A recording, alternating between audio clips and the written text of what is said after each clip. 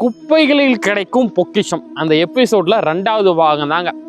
இந்த தாவரம் வந்து ஆல்மோஸ்ட் உங்க ஊர்ல மட்டும் இல்லைங்க, மழை பெஞ்சாவே போதும் குடுகுடுன்னு எல்லா இதுலயும் ஓடி வந்துடும். என்னன்னு கேக்குறீங்களா? இது எல்லாருக்குமே பரிச்சயமான ஒரு கீரைன்னே சொல்லலாம்.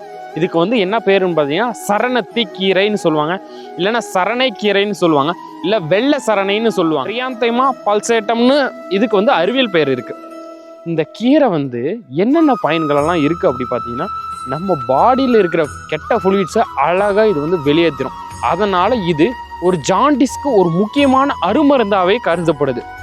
இந்த கீரையை வந்து நார்மலாக நீங்கள் மற்ற கீரைகளுக்கு கூட சமைச்சோம்னா அவ்வளோ டேஸ்ட்டாக இருக்கும்.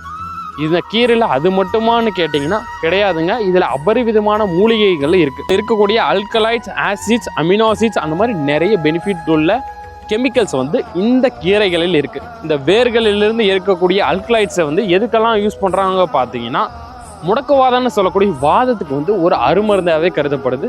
அது மட்டும் அல்லாத தலைவலி, கை கால் வீக்கம் இந்த மாதிரியான இதுக்குமே நம்ம யூஸ் பண்ணும் பொழுது உங்களுக்கு வந்து பெனிஃபிட்டாக இருக்கும்.